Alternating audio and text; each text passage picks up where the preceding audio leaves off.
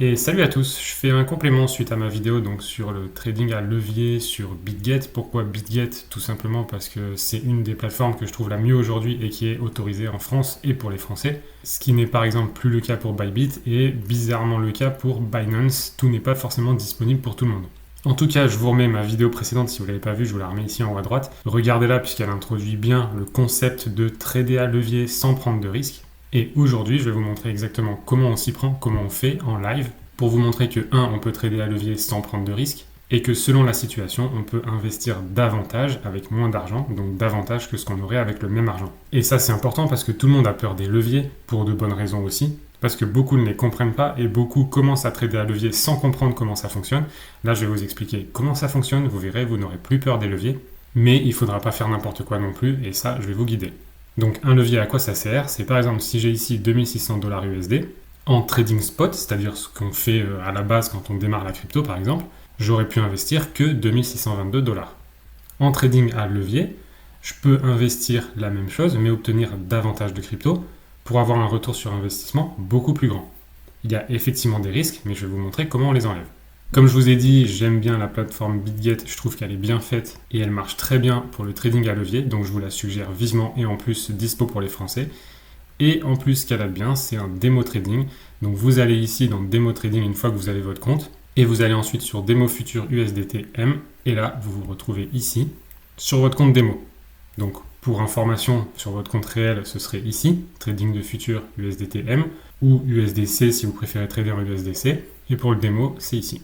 Pourquoi ça s'appelle Futur USDT? Ça, c'est eux qui ont choisi. Je trouve pas le terme hyper bien choisi. En plus, c'est des futurs perpétuels. Mais c'est comme ça, c'est eux qui ont choisi. En tout cas, c'est pour faire du trading à levier, à la hausse ou à la baisse, sur les crypto-monnaies. Alors, première chose à faire, c'est de passer en marche croisée. Donc ici, si vous avez marqué isolé, je vous explique dans ma vidéo précédente ce que c'est, donc regardez-la si vous ne savez pas. Si vous êtes en isolé, vous passez en marche croisée. Alors, j'en profite pour répondre à deux questions que j'avais. Quelqu'un qui me disait les futurs sont a priori pas possibles depuis la France sur Binance. Je sais pas, ça fait un moment que j'ai pas regardé, d'autant que j'ai arrêté Binance puisque pour moi ils sont en train de se réguler et de se mettre vraiment à la norme européenne et moi j'aime pas ça.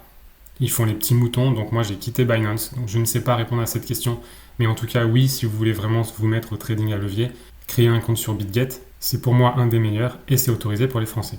Alors ensuite j'avais une personne qui me disait il semble que le trading à levier est interdit en France. Alors non, pas du tout.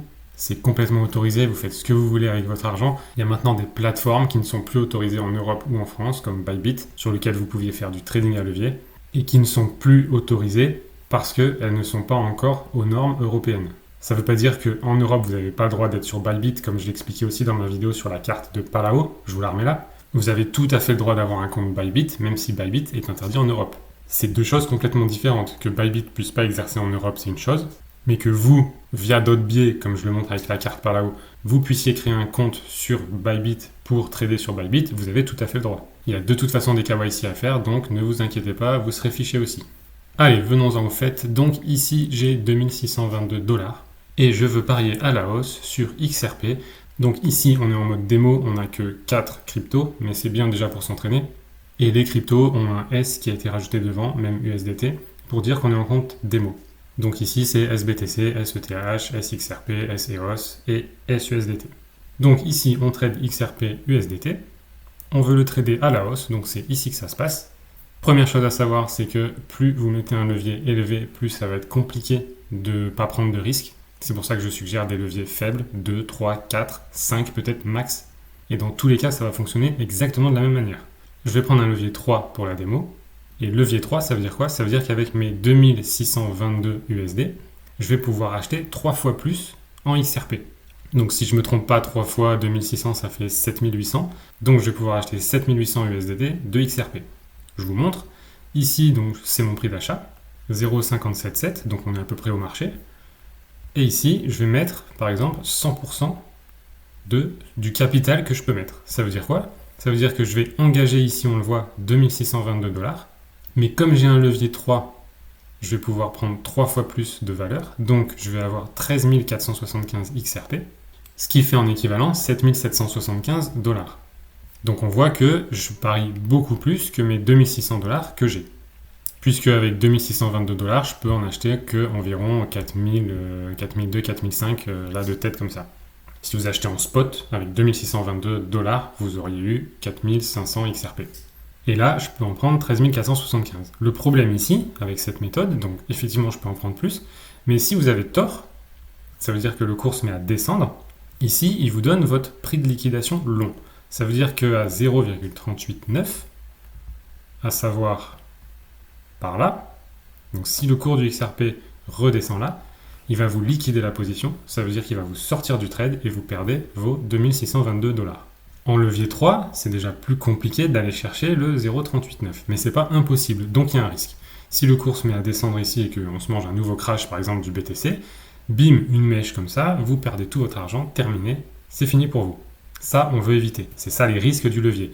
Et plus vous augmentez le levier, par exemple vous mettez un levier 10, plus votre limite ici de liquidation va monter.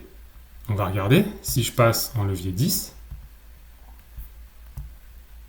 ici je mets à nouveau 100%, je peux prendre donc 44 730 XRP, je peux en prendre beaucoup plus avec mes 2622 $, mais j'ai intérêt d'avoir raison, puisque maintenant mon prix de liquidation long il est à 0,53, à savoir ici. Ça veut dire que si le prix du XRP redescend ici, vous perdez vos 2622 $ et c'est terminé. En fait, c'est simple, c'est que la plateforme BitGet va vous prêter de l'argent, entre guillemets, elle va vous prêter 9 dixièmes de l'argent, et vous allez mettre 1 dixième qui est 2622 $. Et le prix de liquidation long, c'est quoi? En achat, c'est 0,53, puisque à 0,53 ici, vous serez en perte de 2622 $. Donc la plateforme ne va pas prendre plus de risques, elle va liquider votre position, récupérer son argent, et c'est terminé. Donc on veut surtout éviter ça. Typiquement ici, de mettre 100% de son fric en levier 10 et liquider à 0,53 $, c'est hyper risqué. Alors c'est pour ça aussi qu'il existe les stop loss. Les stop loss, par exemple, vous allez dire, bah moi je suis OK pour un levier 10, je mets toute ma thune, et si jamais ça descend à 0,563, je vais perdre 400 $, je sors, terminé. Ça, c'est une façon de protéger votre trade. Je vais vous montrer après comment on fait. Mais c'est pas de ça dont je vais parler, puisque les plateformes ont à cœur de chasser les stop loss, et c'est-à-dire que dès qu'ils voient que vous avez des stop loss et que le cours descend proche de votre stop loss, la plateforme va calculer, c'est des tricheurs, hein, les plateformes et les brokers de toute façon. Donc la plateforme va calculer parmi tous les utilisateurs qui ont envoyé des trades à levier avec des stop loss, elle va calculer de combien elle doit descendre légèrement ou pas pour faire sauter un max de stop loss et récupérer un max d'argent, et elle va vous péter votre stop loss. C'est pour ça qu'aujourd'hui, moi je trade à levier sans stop loss, avec moins de risques, et je vais vous expliquer comment, mais avec moins de levier aussi. Donc par exemple ici, si je me remets en levier 3, je vais essayer de ne pas vous parler des leviers 10, comme ça on sait que je ne l'aurais pas fait sur cette vidéo et vous ne prendrez pas un mauvais exemple. Donc ici, je vais vous montrer ce que je ne fais pas, mais au moins vous savez comment ça marche. Je vais donc prendre à 0,577, donc pareil, essayez de jamais prendre un prix au marché. Ici par exemple, si on prend un prix au marché, il y a de fortes chances qu'il redescende un peu pour repartir, s'il ne descend pas plus. Donc il faut aller chercher des zones où il y a eu un fort rachat. Ici on voit que c'est descendu, une grosse bougie ici, fort rachat, donc une zone de rachat intéressante, c'est à la base de cette bougie. Ça peut être à la base de celle-là, ça peut être à la base de celle-là, ça peut être à la base de celle-là, tout ça c'est des bons points d'entrée.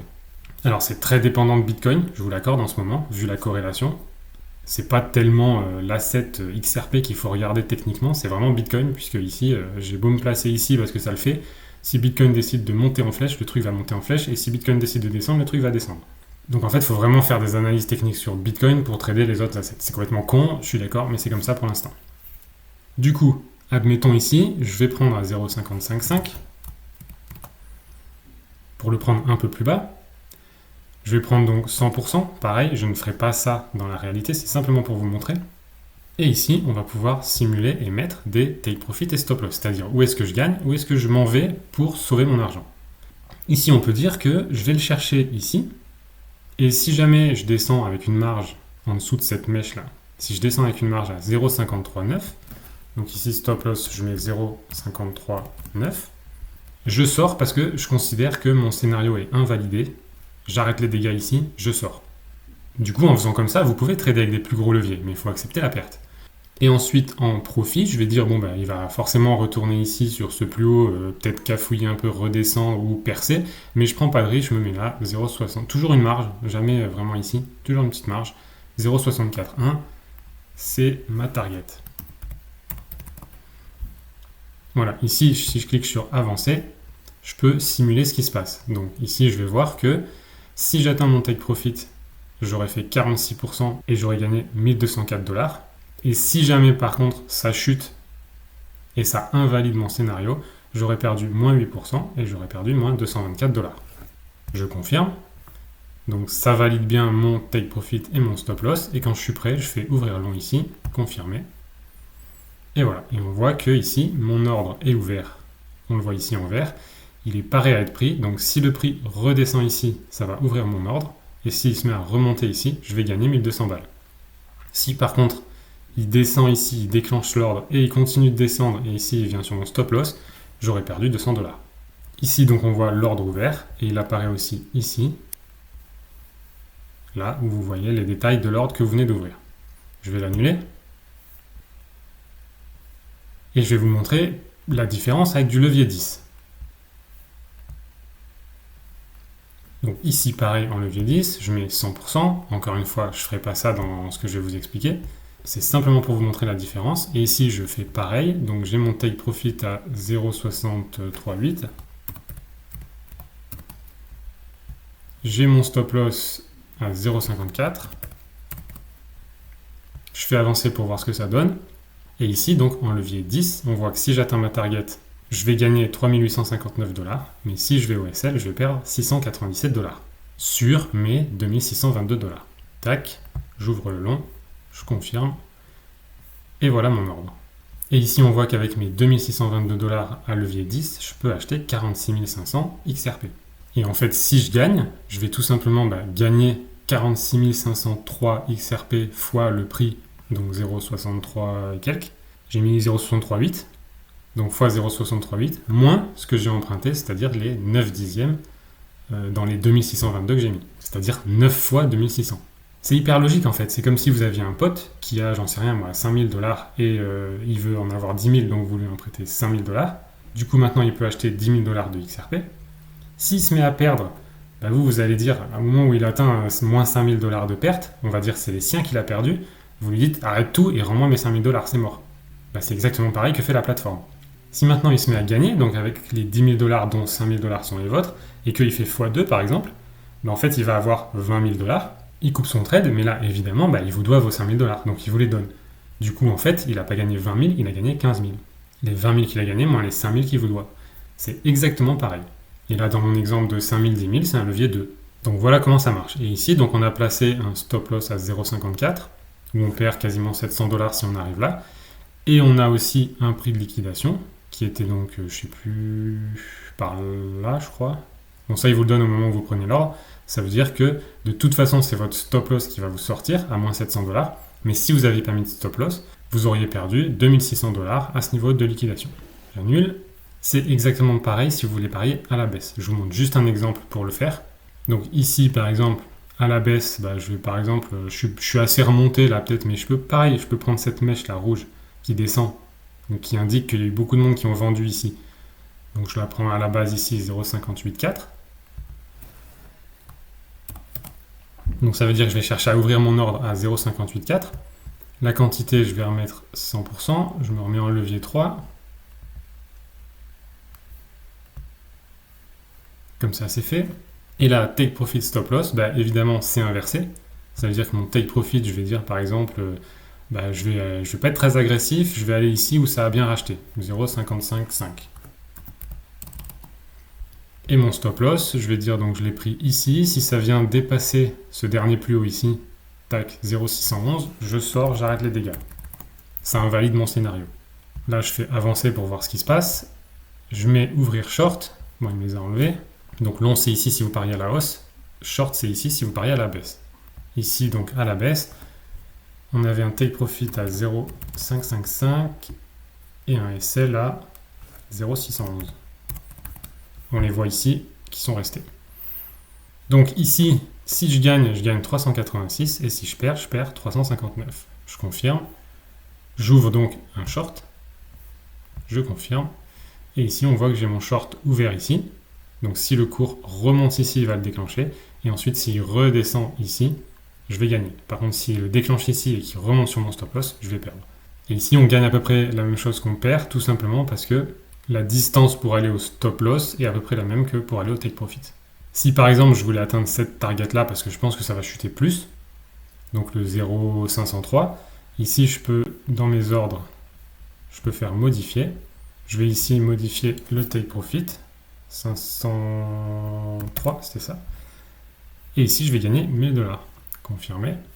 Donc là, j'ai bien modifié. Ici, je vais le chercher ici et je gagne 1000 $. Et ça m'ouvre 13 313 XRP. Ok pour ça, ça vous explique un peu les leviers sur la plateforme. Évidemment, vous verrez votre stop loss et votre take profit apparaître quand l'ordre est déclenché. Donc là, pour l'exemple, je vais vous montrer. Je vais donc mettre le déclenchement sur le cours pour que l'ordre soit déclenché, comme s'il l'avait atteint. Donc ici, le cours actuel, c'est 0,575. Donc ici, je me mets au cours, comme ça je suis pris tout de suite, confirmer. Voilà. Donc là, ici, on voit qu'il a disparu tout simplement parce qu'il a été pris. Maintenant, l'ordre se retrouve dans position. Et ici, on voit que mon ordre est placé. J'ai donc 13 313 XRP, qui correspond à 7 654 $. Je suis pour l'instant à moins 13 $. La marge que j'ai utilisée, c'est-à-dire mon argent à moi, c'est 2551. Et BitGet m'a prêté la différence. Ici, je vois que j'ai TPSL de clôture partielle. Alors, vous pouvez faire toute la position ou partielle. Et vous retrouvez les TPSL ici dans ordre ouvert, TPSL. Et ici, voilà, on retrouve notre stop loss à 0,611 et notre TP à 0,503.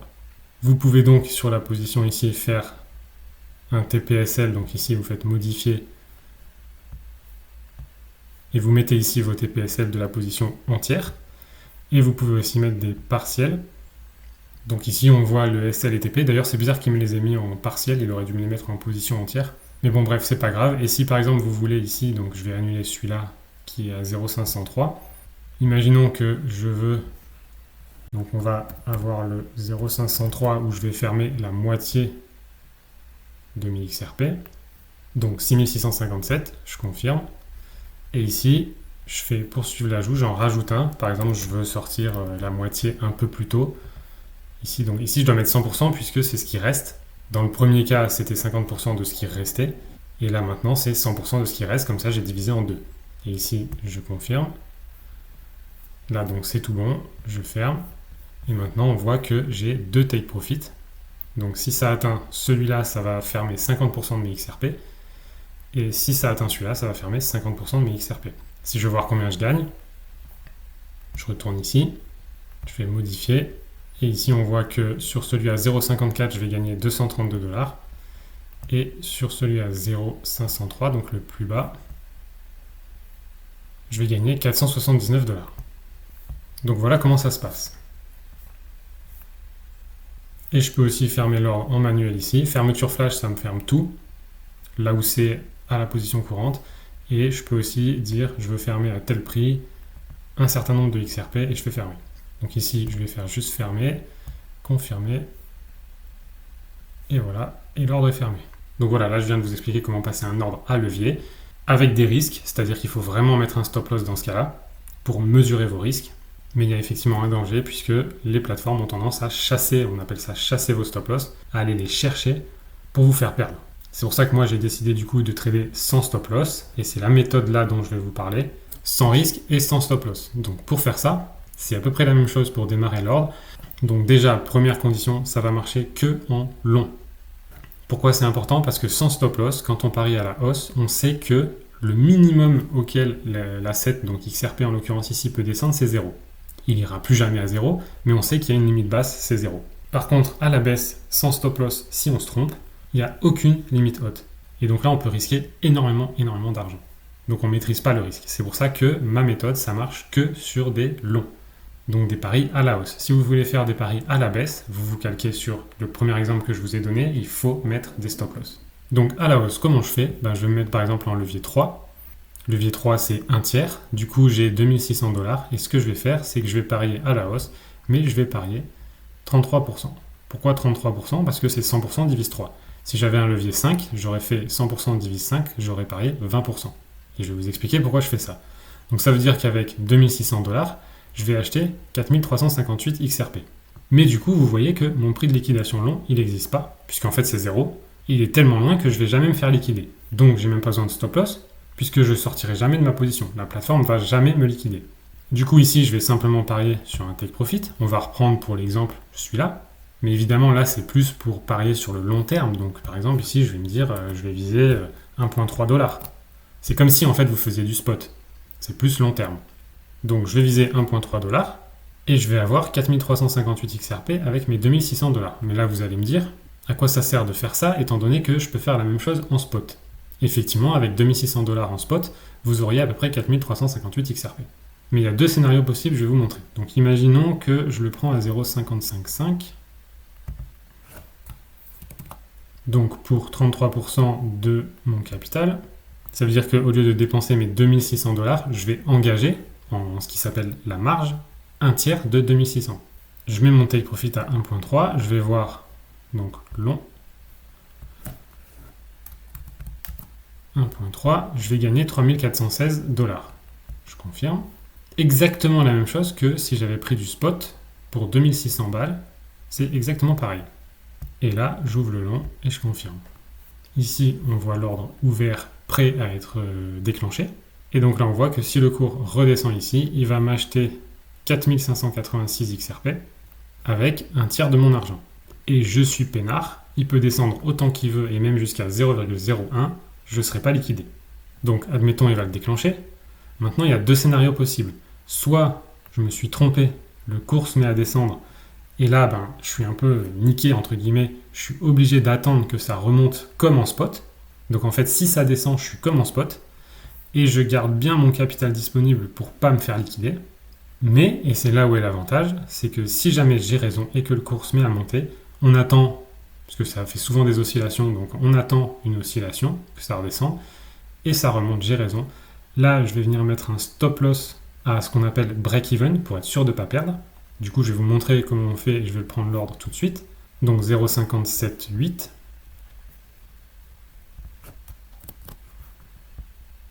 Confirmé, voilà. Du coup, il me l'a bien pris. Et là, maintenant, j'ai une position ouverte à l'achat. Donc ici, je suis ouvert. Et si j'ai raison donc et que le cours se met à monter, puis redescendre et remonter, et là, c'est parti. Je vais mettre mon stop loss à 0,584, par exemple. Donc pour faire ça, je vais ici, dans stop loss, ici, je vais mettre 0,584. Et là, je ne vais pas le faire parce que je suis au-dessus du prix en cours, ça veut dire qu'il va me sortir tout de suite. Mais en tout cas, je protège mon ordre et je vais sortir à 32 $ de gain. Je fais confirmer. Pour faire ça, il faut que le prix soit au-dessus. Et donc dans le cas où j'ai raison et où j'ai mis mon stop loss à break-even, ici donc, ma position qui est protégée, là maintenant je peux prendre un nouvel ordre sur un nouvel asset. Et j'ai de l'argent pour faire ça et je prends plus aucun risque. Et c'est là qu'est l'avantage. Ça veut dire que maintenant, je peux par exemple aller sur BTC. Et comme de l'autre côté le XRP il est complètement protégé, autant la marge que mon trade, donc je ne peux plus faire de pertes, et donc tout l'argent que j'ai engagé il est protégé, je peux maintenant faire un autre trade avec autant d'argent. Donc toujours pareil, je vais le mettre en long. Je mets un levier 3. D'ailleurs, je vais faire un levier 5 pour vous montrer avec un levier 5. En levier 5, donc on se rappelle qu'on peut mettre ici 882 $ en levier 3, puisque 3 fois 882, ça fait 2600. 2646 en fait. On sait que ça, 2646, c'est ce qu'on peut engager au maximum. Donc ici, comme j'ai un levier 5, je vais faire 2646 divise 5. Ça fait 529. Donc je sais que je peux parier 529 sans prendre aucun risque. Donc pour savoir combien ça fait, je regarde ici en dessous. Voilà, à peu près 536 en levier 5. Pareil ici, je vais le prendre sur un rachat. Donc par exemple ici ou ici. 59 600 par exemple. Donc vous pouvez prendre un deuxième ordre seulement si votre premier ordre est protégé comme je vous l'ai indiqué avant sur XRP. Là vous êtes tout bon. On va dire qu'on va viser le 80 000 par exemple, un all-time high plus. Je regarde ce que ça fait. Ça me fait 816 $ de gain avec 526 engagés et j'ouvre le long. Je confirme. Et voilà notre long. Donc ici maintenant, je sais que comme l'autre ordre XRP est complètement protégé, Si jamais le cours revient ici et que je me trompe, on sait que ici je suis complètement protégé et il ne me liquidera jamais. Et si j'ai raison, la même histoire, le cours va monter, il va recaler, vous attendez qu'il recale, sinon c'est facile de se prendre le stop loss directement. Donc vous attendez qu'il recale, qu'il retrace on dit, ça repart à la hausse. Ici vous protégez, vous mettez votre stop loss à break-even, vous êtes protégé et vous pouvez ouvrir un troisième ordre. Et là, si vous avez bien compris la méthode, vous allez voir que vous allez avoir donc 4586 XRP plus 0,04 BTC et ainsi de suite si vous avez raison. Donc si par exemple le marché repart en bull market, vous allez avoir raison plein de fois et cumuler ça. Et donc avec la même somme de base, donc vos 2600 $, où normalement en spot vous pouvez avoir que 4586 XRP, là vous pourrez avoir plein d'autres cryptos aussi. Donc en fait avec la même somme de base, vous pourrez avoir beaucoup plus de cryptos et de plus en plus sans prendre aucun risque. Donc les seules conditions à suivre et à respecter, c'est toujours des longs, donc vers le haut, pas de short sur cette méthode, pas besoin de mettre de stop loss, et vous pariez toujours un tiers, un demi, un cinquième, selon le levier. En fait, vous divisez votre capital par le levier pour savoir combien vous pouvez engager. Donc ici, j'ai un levier 5, mon capital c'est 2600 $, je fais 2600 $ divise 5, et je bouge ce curseur jusqu'à ce que 2600 $ divise 5, ce soit mon coût ici. Donc on a vu que c'était, je sais plus, 500 $, un truc comme ça. Et une fois que vous avez un ordre qui est parti dans le bon sens, vous le protégez et vous pouvez en ouvrir un autre. Si maintenant ça part dans le mauvais sens, vous êtes obligé d'attendre, c'est comme du spot. Donc en fait, pourquoi cette stratégie elle est bien? Parce qu'en fait, si vous aviez l'intention d'investir en spot, vous pouvez le faire ici de la même manière, sans prendre de risque si vous respectez bien les calculs que je vous ai donnés. Et si vous avez raison, vous allez pouvoir parier plus et de plus en plus avec votre même investissement de base. Voilà, j'espère que c'est clair et que vous avez compris. N'hésitez pas si vous avez des questions, je referai une petite vidéo derrière pour répondre aux questions. Le mieux, c'est quand même d'aller sur la plateforme et d'essayer en même temps que vous regardez la vidéo. Comme ça, vous avez davantage de moyens de comprendre en essayant vous-même. C'est beaucoup mieux. Pour ceux qui peuvent se poser la question, qu'est-ce que c'est que le disponible ici? Le disponible, c'est ce qui vous reste sans compter ce que vous avez mis en marge dans vos assets. En fait, c'est une protection de la plateforme et vous ne pourrez pas mettre plus que ça sur la table. Mais vous verrez que si vous avez raison et que les cours se mettent à monter, ça va réaugmenter. Donc en fait, vous allez avoir à nouveau beaucoup plus d'argent pour investir.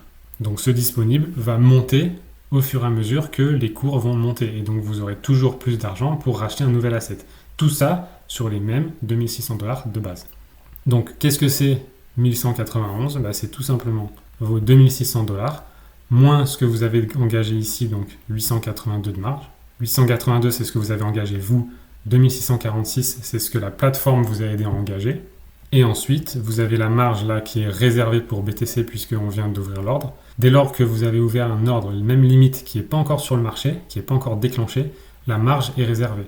Donc ici, la marge réservée, c'est le fameux coût là qu'on a vu ici sur BTC. Je ne m'en souviens plus exactement, c'était entre 300 et 400 $. Pour le retrouver, le calcul, ce serait de faire 0,04 fois le prix du Bitcoin où vous l'achetez, donc 59 600, divisé par le levier que vous avez mis ici, 5. Et du coup, vous retrouvez la marge qui a été allouée, prédisposée ici. Et donc 2600 $ moins cette marge ici, ça fait 1191 $. Et donc maintenant, on va faire l'hypothèse la plus pourrie. Imaginons, il y a un super crash à ce moment-là. Donc vous avez une position ouverte sur XRP, mais elle est protégée. Ça veut dire que si ça crash, vous allez ici sortir de XRP en gain. Donc vous récupérez votre marge et vous récupérez un peu de gain selon où vous avez mis votre stop loss. Et pour BTC ici, il va crasher, donc il va déclencher votre ordre, il va l'ouvrir. Il va peut-être chuter, mais vous savez que vous êtes protégé puisque vous n'avez pas mis plus de 1/5 de votre capital. Du coup, vous ne serez jamais liquidé et comme en spot, il faut simplement attendre que ça revienne. Et comme en spot, vous pouvez aussi fermer votre position et perdre ce que vous avez perdu. Vous aurez perdu en levier, comme c'est indiqué là, exactement la même chose que si vous avez fait du spot. Après, si vous êtes joueur, vous pouvez augmenter légèrement votre prix de liquidation pour prendre un peu plus. Ça veut dire quoi ? Exemple, donc là je viens de fermer l'ordre, BTC. Donc je pars du principe que mon ordre XRP, il est parti à la hausse, j'ai gagné, je suis dans le bon sens, j'ai mis mon stop loss à break-even, je ne peux plus perdre, tout est protégé. Donc maintenant, je peux à nouveau repartir sur un investissement avec mes 2600 $. Imaginons que je veux prendre du BTC en long à 5x, donc levier 5. Donc levier 5, ça veut dire quoi? Ça veut dire que si je prends 100% de mon levier 5, mon prix de liquidation long, ça va être 47 900. 47 900 par là. Donc ici, on voit que c'est risqué. Donc maintenant, ce que je préconise moi, c'est que si vous faites un levier 5, vous prenez 20% du montant. 20% de vos 2600 dollars.